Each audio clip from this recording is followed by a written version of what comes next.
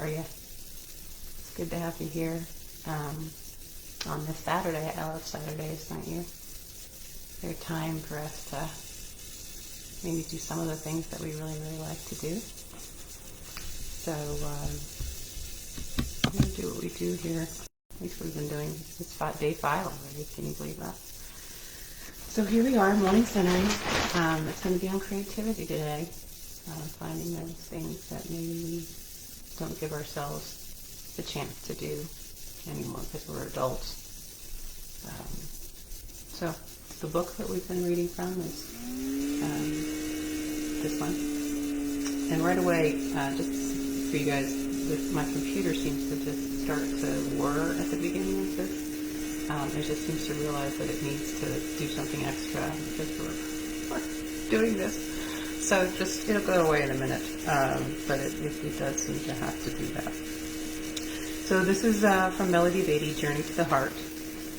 And this is her piece. Learn to live with unfinished projects.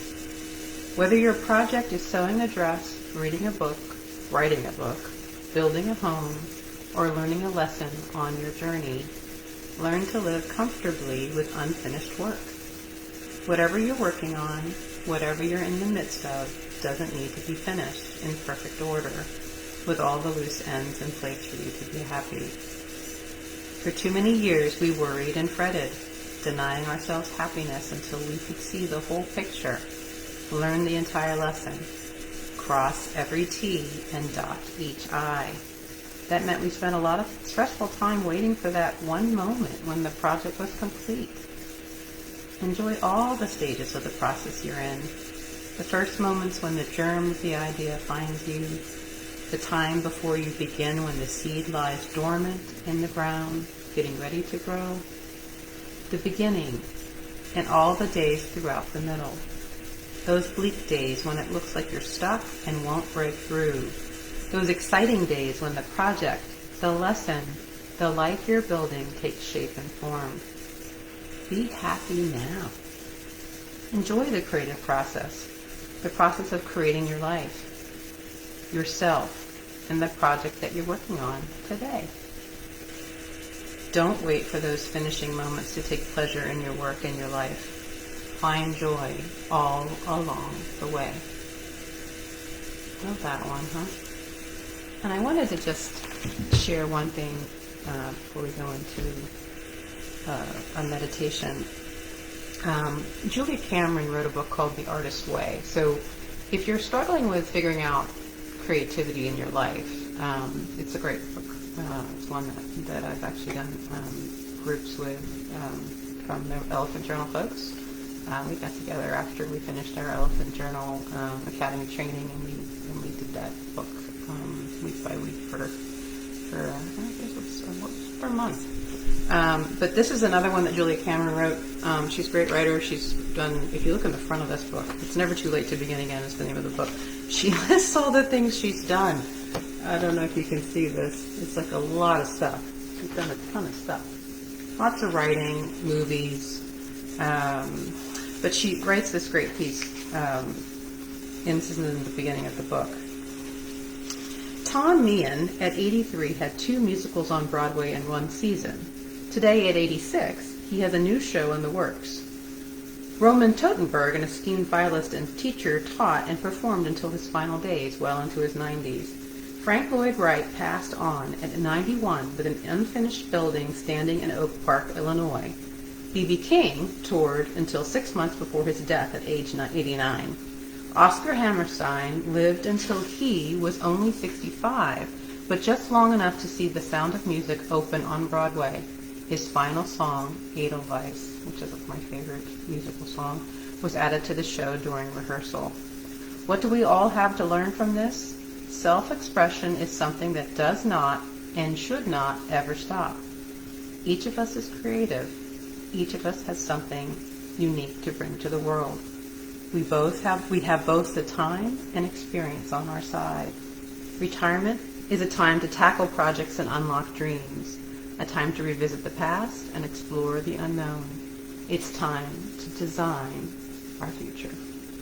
So I know some of you that watch me are approaching retirement or in retirement. And I bring this up just because I think we get, we have our kids, move on and have their families, and our jobs are less challenging maybe, or maybe we want more than just our jobs in our lives, and so we look for things outside, and Netflix is a great thing, but I do love it.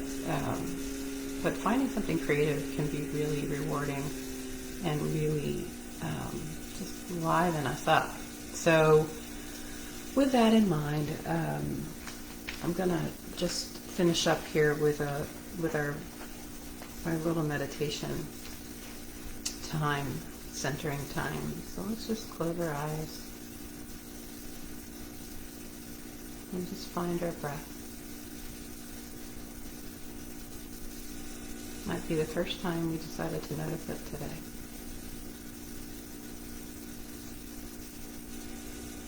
Is your breath fast or slow? Is it easy to breathe today, or maybe we're having a little cold or allergies? Just noticing. There's no wrong here. Right? It's all good. It's just noticing and getting curious about what's going on in our own body.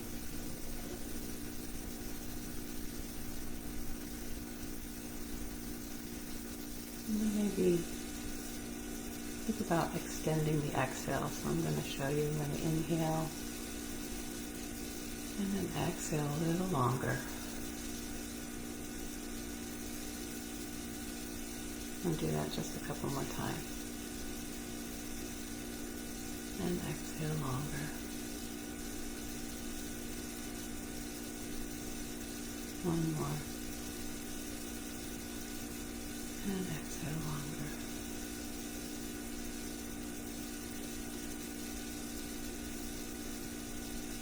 And then let's just let our eyebrows relax, the scalp soften, the forehead fill with ease,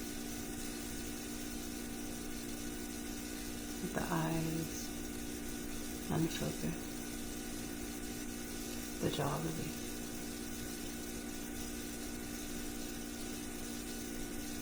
The neck melts into the shoulders, and the spot between the shoulder blades softens, and that softness floats down the spine into the pelvic region and the glutes.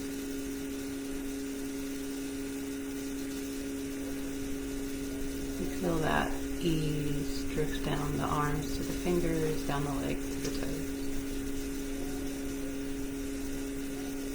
We inhale one more time and let this exhale release any remaining tension.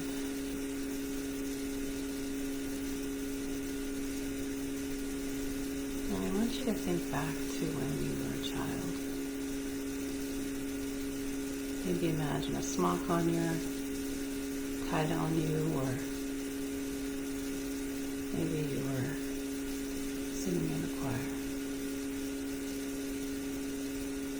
Maybe you're making cookies for the first time with your relatives, or maybe you're writing your first poem. But somewhere back there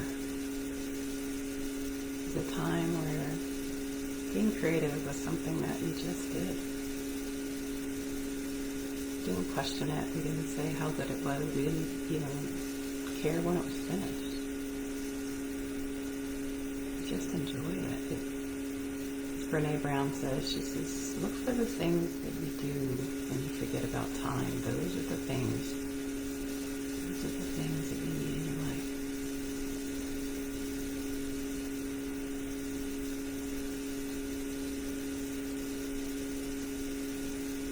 Let's bring those forward to today.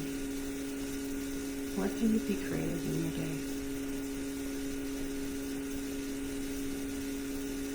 I post a daily news. That's my creativity. If I don't get to anything else, at least found a quote, which I love. and I posted it, hoping that somebody else does too.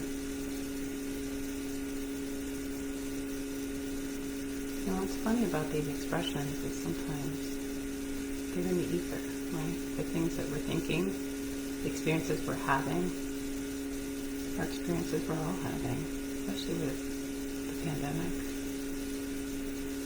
So expressing them is so helpful because then we're less alone. I want you to, in this next inhale and exhale series, just like 3 or 4 breaths, just take a moment, if you haven't already identified it, to think about how you're going to be creative and how you're going to find time for it this weekend. I bet you it's somewhere in the things you're doing for other people or in something else that you're going to do. I bet you can find that 5, 10, 15, 20, the minutes that you will not even notice have passed to do this thing.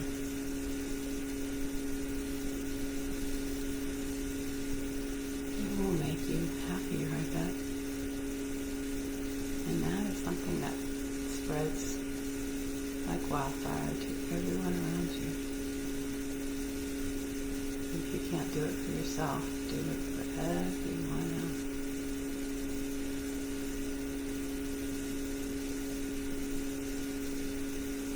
And let it be the thing that pops in your head, right?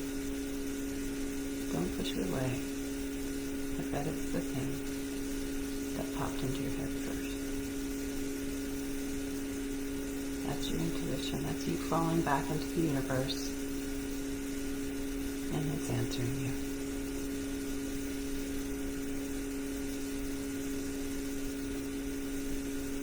Just stay still here, breathing just a few more breaths.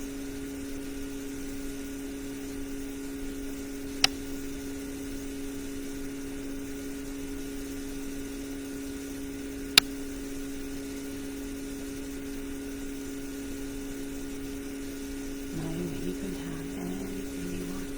And you can do anything creative you want. It's not about the outcome. It's all about the enjoyment and the process. One more breath in together. And exhale. You can see the sky's lightning behind me. Before we go, I just want to share this Picasso quote that I actually posted this morning. It was a good one. Every child is an artist. The problem is how to remain an artist once they grow up. I hope you have a great day today and you take some good time for yourself.